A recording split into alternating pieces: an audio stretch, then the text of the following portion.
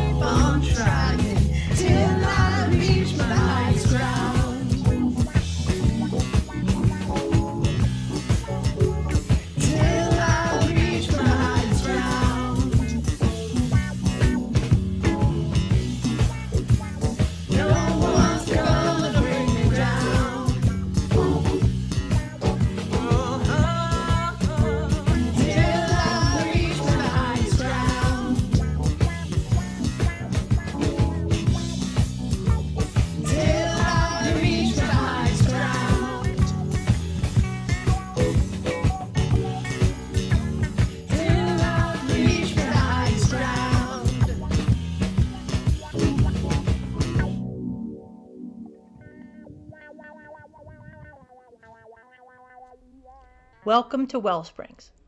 My name is Loy Miller, and I am honored and blessed to be your worship leader today. Each Sunday when we gather, we light a chalice that's a symbol of our spiritual heritage. But it's not just a symbol of the past. It's also a symbol of the present, that divine spark that is present within each of us today. After we light our chalice, we'll say the words together on the screen.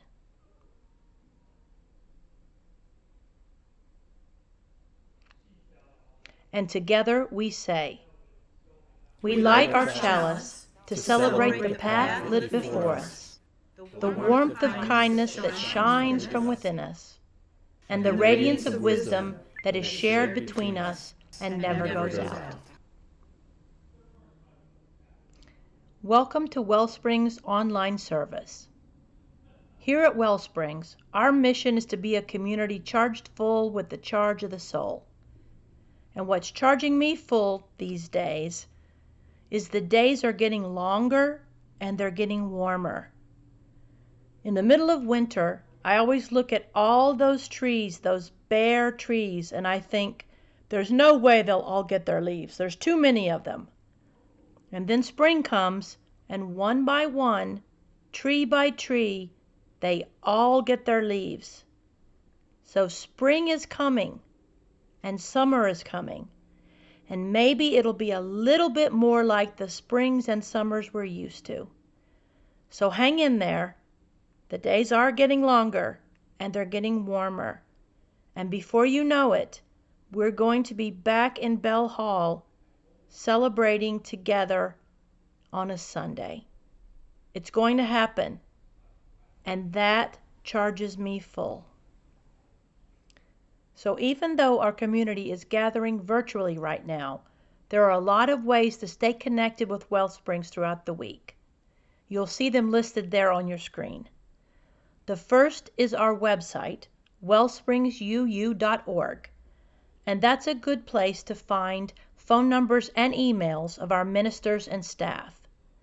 We are there on social media from Facebook, Twitter, and Instagram. And lastly, you'll find a link there in the video description to sign up for our weekly email newsletter. And that's a good opportunity to see what's going on through meditation, programs for the kids, or drop-ins with our ministers. In these crazy and difficult times, We hope you will take the opportunity to stay connected through us, anywhere and anyhow that works best for you. So now, let's go to Jessica and see what important announcements she'd like to let us know about. Hi WellSprings, my name is Jessica Heichel and I have 2 announcements for you this week. The first is that today, right after service, is another opportunity to attend a WellSprings 1.0 session. This one is specifically WellSprings 1.3, so if you've attended the first 2, that's great, and if this is your first one that you're attending, that's great as well. So don't worry about RSVP or anything like that. If you're interested, I will put information into the chat and you can just click that and come see us at around 11:15 after service. Second announcement is that the Youth Bridge Ministry is collecting candy, Easter toys, and monetary donations to help with an Easter egg project for the Youth Spirit kids. So if you're able to contribute to that in any way, I will put information into the chat about that, and you can check that out when you have a moment. Thanks so much, everyone, and I'll see you next week. Here at WellSprings, everything we do is found in the power of connection, in making space in our hearts and our lives for each other. This is a part of the service where normally we honor that connection by greeting one another. Now, we can't hug or shake hands, but there are still a lot of ways to remain connected to Wellspringers today and through the week. If you're on Sunday at 10, you can type a greeting into the chat window that's on the side of your screen. Or maybe drop into the Facebook WellSprings Oasis group. Or we might see you at 11 o'clock on the Zoom coffee hour that happens after the service. The link for that is found in your video description. Take a few moments now to greet someone. I think I'm going to drop into the Facebook Oasis group. Maybe I'll see you there.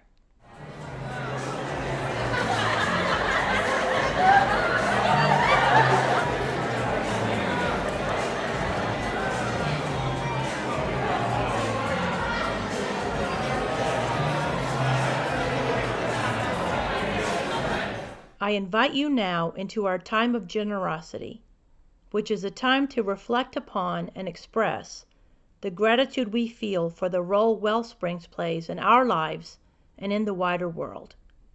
Now more than ever, if you feel the value of our community, we hope you'll share a gift with us. If you have your smartphone handy, you can pick it up and text WSPRINGS to 73256. You'll get a link that'll help you complete the gift online. There's also a link to give online in the video description below. We can't thank you enough for your support during these crazy times. Our offering will now be gratefully received.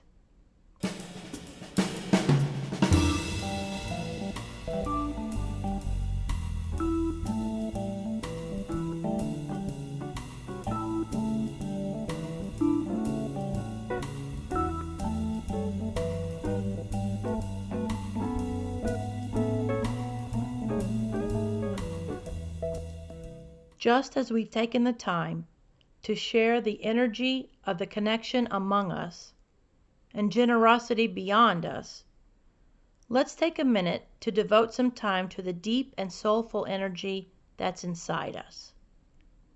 We do this by doing what's most elemental and simple in our lives. We take a breath. We inhale and we exhale without rush or hurry. We breathe in and we breathe out. There's nowhere else to go, nowhere else to be, and nothing else to do than to be here together now. We follow these words from Thich Nhat Hanh into our time of mindful silence. If we want to enter heaven on earth, we need only one conscious step and one conscious breath. Let us cultivate peace and experience presence in our quiet time together.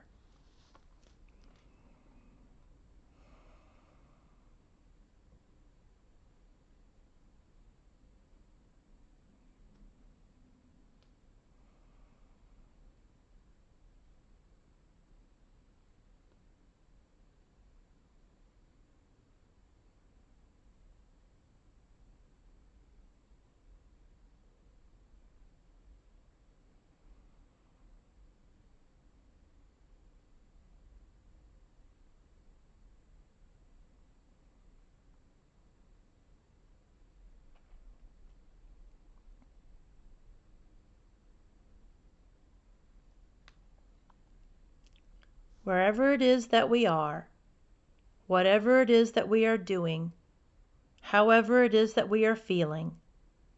Let us remember that peace and presence are always as close to us as is our own breath. May this be so for you in this moment. May it be so for you in this day. May it be so for you in the days to come. May it be so for all of us. When we gather in person, this is the time that we release the children to their time together for Youth Spirit. But these days, Youth Spirit is meeting at Zoom on Sunday at 9 a.m. So for now, let's see if we have any shout outs to or from our youth in this week's Youth Spirit Yell. Hi everyone, Carol Breslin, WellSprings Youth Spirit Director. I just wanted to take a minute to talk to you all about this coming Easter. Just like last year, we're going to have to miss our annual Easter egg hunt again. But Youth Bridge, together with Youth Spirit, will be assembling some Easter goodies for our kiddos 12 and under. If you'd like to help, you can make a donation.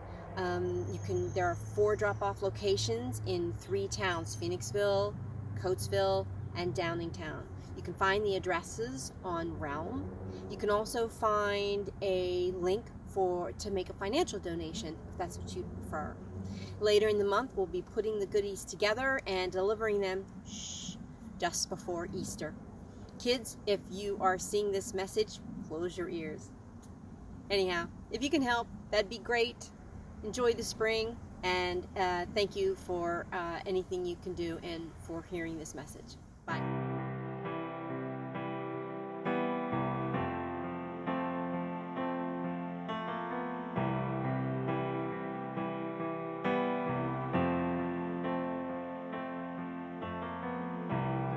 Imagine there's no heaven.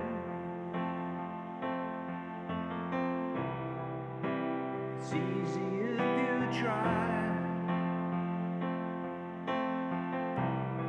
No hell below us. Above us only sky. Imagine all the people living for today. Imagine there's no countries. It isn't hard to do. Nothing to kill or die for, and no religion too. Imagine all the people living life in peace. You may say I'm a dreamer, but I'm not the only one. I hope someday you'll join us, and the world will be as one. Imagine no possessions. I wonder if you can. No need for greed or hunger. A brotherhood of men. Imagine all the people sharing all the world. You may say I'm a dreamer, but I'm not the only one.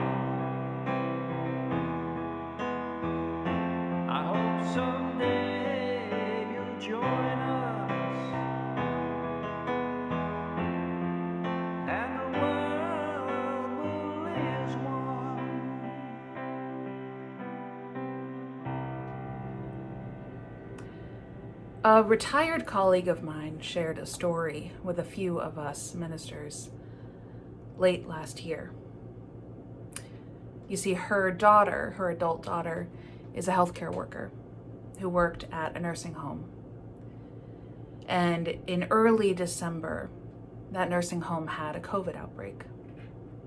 Something like 60 staff members and all but 2 of the 80 elderly residents at the home were infected.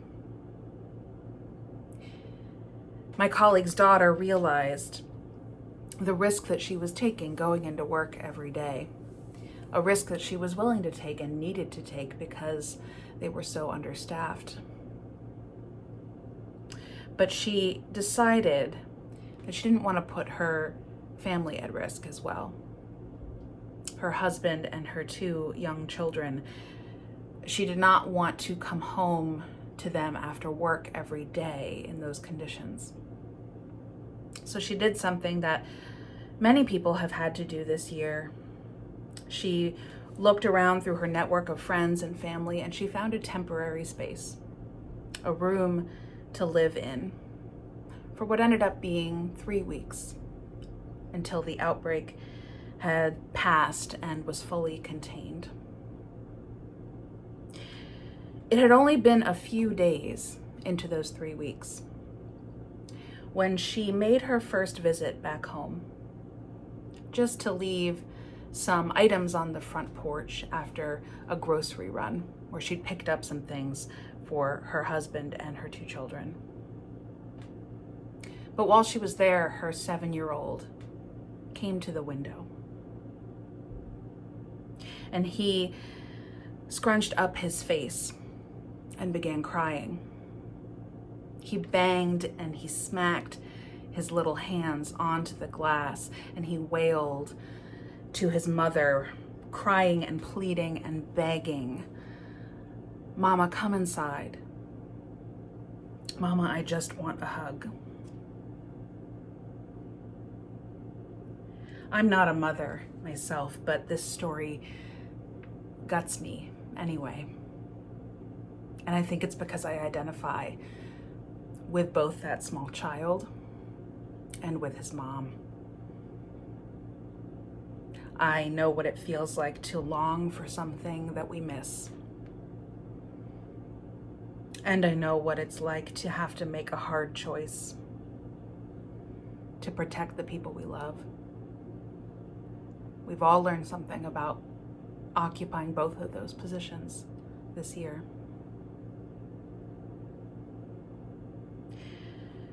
After spending a little bit of time through the window, soothing and comforting her little boy, after he calmed down enough to hear her,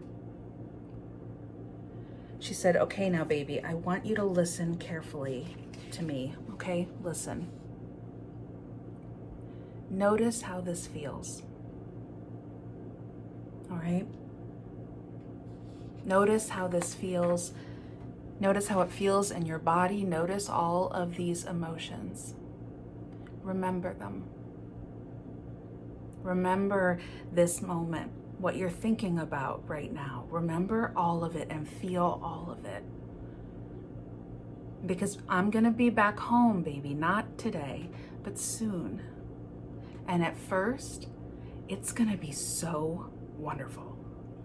We're gonna hug and we're gonna snuggle and we're gonna play on the floor together all day long. But baby," she said, "there will be a day not long after that when you will get angry with mama, or when I'll get upset with daddy, or maybe we will just feel like we're climbing the walls again and sick of our house and each other.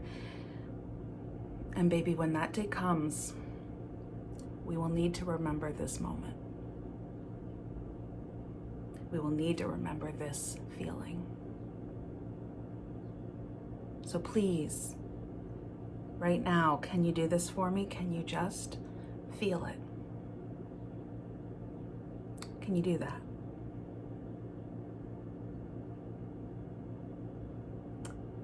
Can we do that? Can we remember this moment? Can we remember this feeling?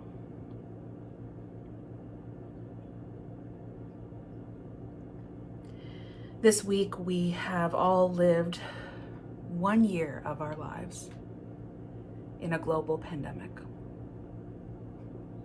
Welcome to the history books. We're in it, and we're still in it. We are not quite yet through this time. I've spoken with so many of you in so many different kinds of ways, but since the turn of the year, since January, I've noticed a turning in some of us. I've noticed for some of us that it is pure end of the rope fatigue, that we are just done, and that because of that doneness, something is different, maybe emptied out. I've noticed for some of us, it is a turning of hope. It is a feeling that there is something better emerging. For some of us, that sense of turning comes from the slow realization that there is now light at the end of the tunnel. And not only that, we're in the tunnel. We have complex feelings about all of this, as I've seen. Feelings at all different kinds of levels, big and small.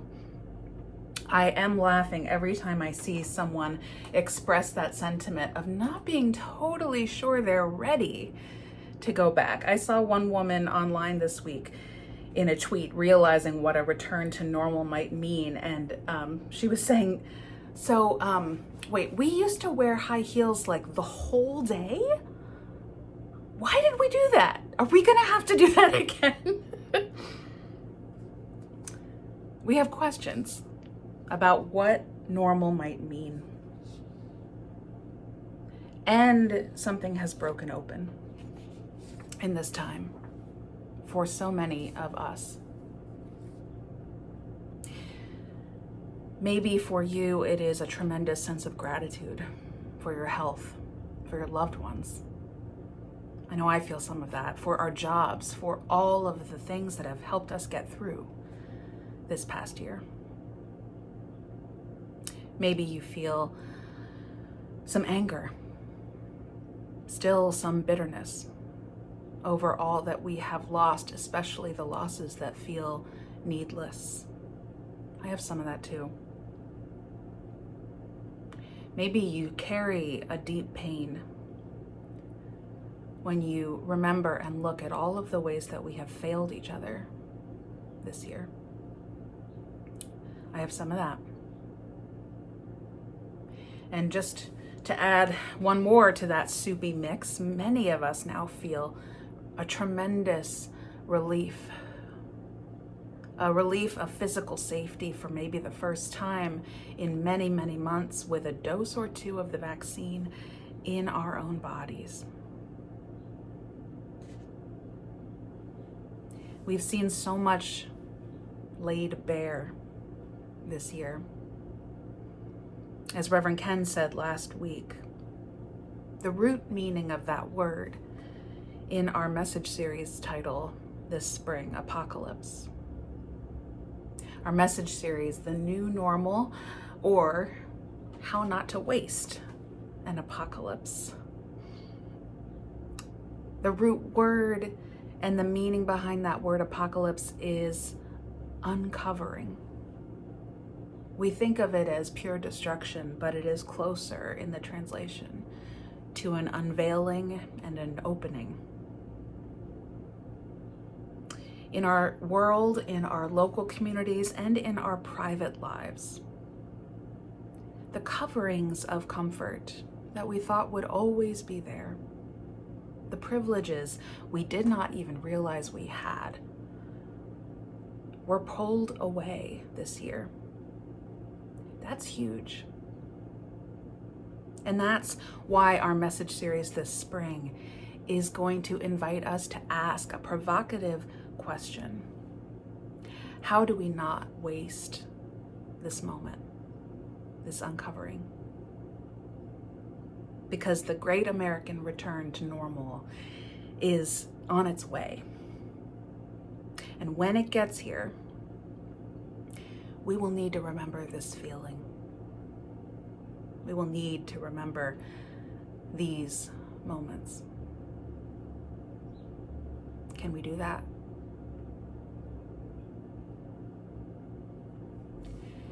We have been on quite a journey, collectively and personally, right? We've lived through a kind of social experiment that we never could have designed or created if we tried. Here in our community, it was exactly 52 weeks ago that we had our first online service. And it just goes to show, I think, how normal we thought normal was, how impossible it is to break open your whole worldview unless it's broken open for you. Even back then, I remember thinking we'd be doing this for 2 or 3 months, at worst. In that song that I know many of you have seen and shared online, the Keep Going song by the Bangsons, I recommend it if you haven't seen it, right? They talk about packing up their 3-year-old, driving to Sean's parents' house, and how they thought they'd be there for like 10 days, tops. Do you remember last March when school teachers were told to bring home materials for up to 2 weeks of at-home work? Maybe you got that same message from your office, right? And we couldn't fathom it. 2 weeks. And then there are the harder things that we couldn't fathom. The more sobering moments of this year, the predictions that we could not believe at the time. This past week, I saw one of you mentioned online that you were thinking actually about a quote I shared in one of those earliest messages back in March. It was a quote from an epidemiologist offering a grim, admittedly grim prediction on the year to come. She was saying, people you know will get this, and someone you know will die. This member of our congregation said, I thought, no. And I remember saying that in that message and saying, I hope she's wrong. She wasn't wrong. I've kept maybe the worst list of my ministry this year, a page in my notebook, where I started keeping track of members of our congregation with loved ones who were sick, who I knew about, after the list of their names got too long for me to be able to trust that I could hold it in my memory. At least 3 of us at WellSprings contracted and recovered from the virus this year that I know of. And many, many, many more of us had friends or loved ones who were sick and who thankfully also recovered. And again, as far as I know, there are 9 families among us who lost someone close to them in this pandemic. 9 households in our congregation who lost another family member or a close friend.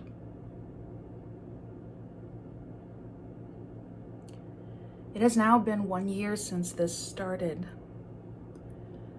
So I would like to ask us to take a moment today to remember, to honor how this feels. If you are with us on Sunday morning and you're here with us in the chat, I want to invite you to type a heart. Type a heart into that chat if you know someone who got this, who contracted COVID-19 this year. You can make a heart with a little sideways V and the number 3, or you can just type heart. It's all okay. But I want to invite us in this moment, if you know someone who contracted COVID-19 this year, then share a heart. And if you are among the ones who have lost someone to COVID-19, then I invite you, if you're comfortable doing so, share their name next to that heart so we can hold them from across the distance in this way that we have, just for a moment, in this sacred time and space.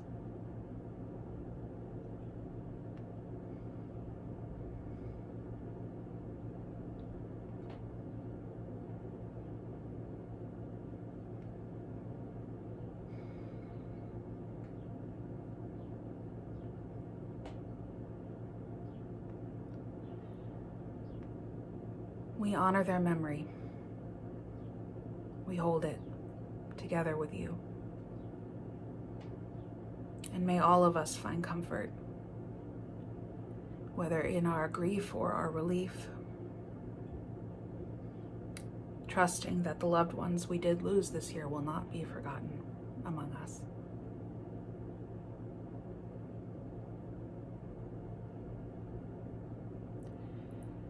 This pandemic, this year, it has touched our community, just as it has touched our world. It has touched each of us. It's personal. Everything that has been uncovered anew this year, all of the fruits of this apocalypse, it's all personal to us. There's the pandemic and the death and the pain and challenge and sadness and frustration that it has brought. And there are the other uncoverings of this year, of racism and police violence and white supremacy. The uncoverings of discrimination, dehumanization of our beloved trans siblings. The uncovering of still living anti-Semitism in our country. The uncovering of that long needed focus in our society for taking mental health seriously. The uncovering of the reality that so many of us are just one crisis away from hunger or from homelessness in the richest country in the world. These uncoverings and these problems are personal to us too. Every issue I just mentioned is personal to someone at WellSprings. We have lived and made it through this time of great uncovering. And yet we can feel that great American return to normal is coming for us. And when it does, we will need to remember this moment. We'll need to remember what we've seen and learned, how we have grown this year, and what matters most to us. Can we do that?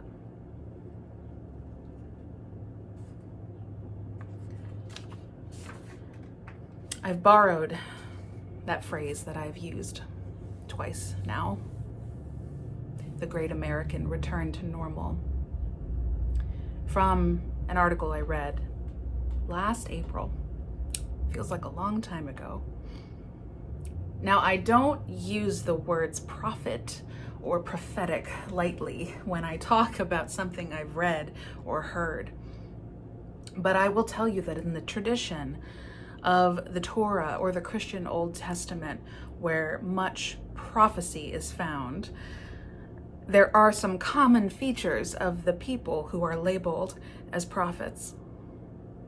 They're often people on the fringes of society. They're not well known. They're not the people who hold a pulpit or speak from any position of great power. And prophets often say things that sound way too intense to most people at the time. Like they are way overstating things, right? Until later, when folks realized their words were actually quite prescient.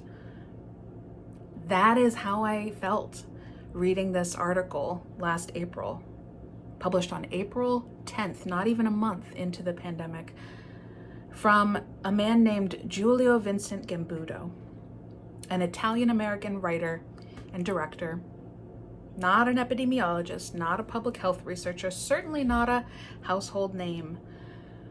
Yet he wrote less than a month into this pandemic a viral essay about this that was read by 21 million people around the world. It was called Prepare for the Ultimate Gaslighting. Now, gaslighting, if you're not familiar with that term, it refers to the idea that sometimes people will try to paper over a problem to convince you that you didn't see what you saw, to make you forget. And way back in April, when even I still thought this guy might be pushing it a little bit, might be coming on a little too strong, Giulio, in his article, said this: as the country begins to open back up and move forward, very powerful forces will try to convince us all to get back to normal. Billions of dollars, he said, will be spent on advertising and messaging and television and media content to make you feel comfortable again. And you will want that. Of course you will, right? You will want that feeling of normalcy, he says. We all want it. But what this crisis has given us is a once-in-a-lifetime chance to see ourselves and our country in the plainest of views. At no other time, he says, ever in our lives have we gotten the opportunity to see what would happen if the world simply stopped. And because it is rarer than rare, it has brought to light all of the beautiful and painful truths of how we live. The article it's included, it's linked to in the resource guide for this message series that our spiritual development ministry creates every time we have a new message series. I really encourage you actually to go find this link and read this article through in its entirety. And just sit with what he says. I bet you there will be some parts of it that surprise you. It doesn't fit neatly into one side of a political debate. The core of his argument is also a profoundly hopeful one. It's that we need to push back against the great American return to normal. Because amidst these forces, he says, that will try to lull us back to sleep, to pull us back into an old normal of distraction and busyness and striving and numbness and disconnection. Amidst that overwhelming churn and noise of the normalcy machine is a profound power that can come from really remembering what we've seen this year. Giulio says, a carless Los Angeles has clear blue skies without pollution. Do you remember? In a quiet New York City, you can hear the birds chirp on Madison Avenue. Songs were sung out balcony windows with our neighbors, and pots and pans banged together for healthcare workers at shift change. Whole cities were mobilized to feed lunch to school children. Streets were taken over by the largest mass protests our country has ever seen for the protection of our Black neighbors' lives. It's not that we don't care about each other in this country, Julio says. It's sadder than that. It's that we don't have time.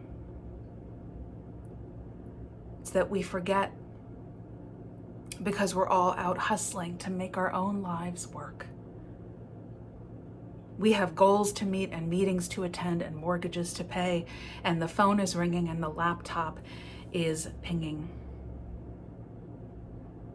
And he says, what's really sad, what's really tragic is that we've been sold that this way of being is necessary, that it's the only way. For each of us to fight on our own for survival or to scrap and scratch towards those trappings of success, confused about where the line falls between what we need and what we need to make it through. But we caught a glimpse this year of the real truth, didn't we? That what we really need is each other. That what we really need is each other. Can we remember that? Can we remember this moment?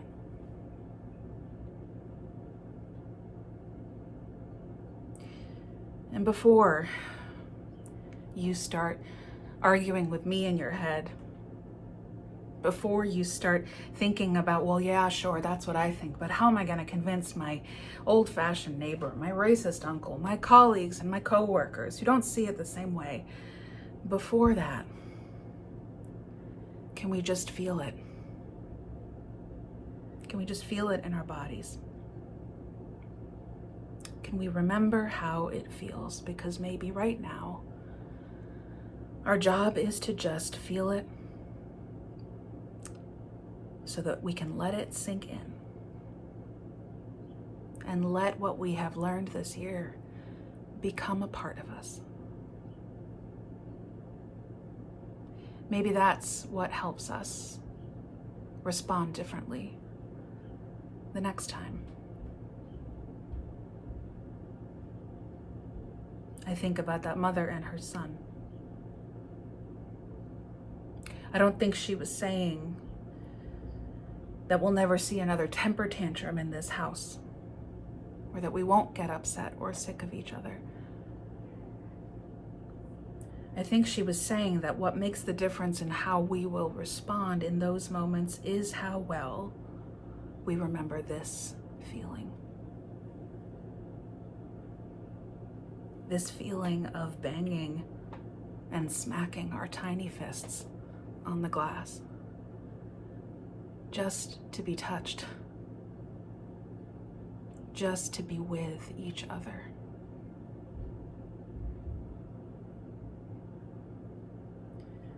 We can feel this. We can feel this deep longing we have for what we've lost, for what we miss. And maybe it can help us remember that we never want to be so careless again with each other's lives. Maybe we can remember so we can grow. Amen. And may you live in blessing. I invite you to take a moment, perhaps close your eyes, let your shoulders relax, maybe even bow your head, and join me in a spirit of prayer.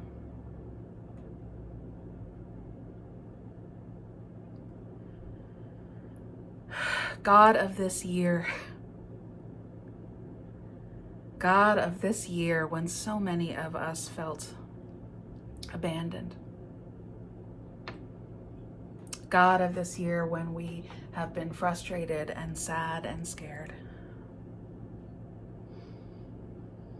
Holy presence of mystery, giver of life, be with us through what comes next. Be with us like a kind and loving caregiver, a parent, or a partner, or a friend. Be with us like a loving and kind person who tells us it's okay to feel what we feel, who reminds us that it's good to be in touch with what matters to us, to be in contact with that ferocity of our love. May we be fueled by that fire of remembering what and who we live for, and to know and remember also that nothing, not even the end of the world itself, was able to take that feeling away. That feeling of fire, that feeling of life in our hearts and of love that was given to us by the mysterious grace of you. May we remember, no matter what happens, that all things in this life are relationship, that we are never alone. May that truth guide us in all the days to come.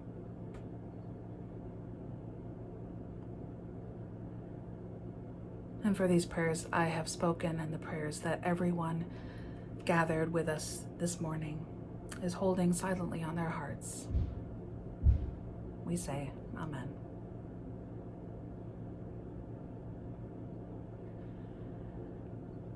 We'll close today with the same song that we started our first online service with. From a year ago, Andy and Andrea singing Hail. Hail all the lonely nights, hail all the tears you've cried, hail all that you've survived. Hail all the honesty, hail all that sets you free, hail all that you believe. When darkness comes, that's your chance to shine. When ripples roll, you rise. When darkness comes, shine on your light, so I can get my strength from you tonight. Hail every ounce of pain, hail every ounce of faith, hail every inch of grace. Hail every ounce of cheer, hail every truth we hear, hail all that we hold dear. When darkness comes, that's your chance to shine. When ripples roll, you rise. When darkness comes, shine on your light, so I can get my strength from you tonight. Hail all the honesty, hail all that sets you free. When darkness comes, that's your chance to shine. When ripples roll, you rise. When darkness comes, shine on your light, so I can get my strength from you tonight. When darkness comes, that's your chance to shine. When ripples roll, you rise. When darkness comes, shine on your light, so I can get my strength from you. I can get my strength from you.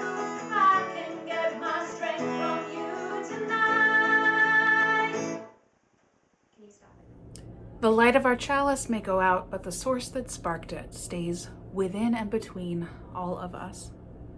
And together we say, as we release this flame from its faithful service today, we allow the spark in each of us to burn on, to warm our compassion, to fire our delight, and to light our paths today, tomorrow, and always.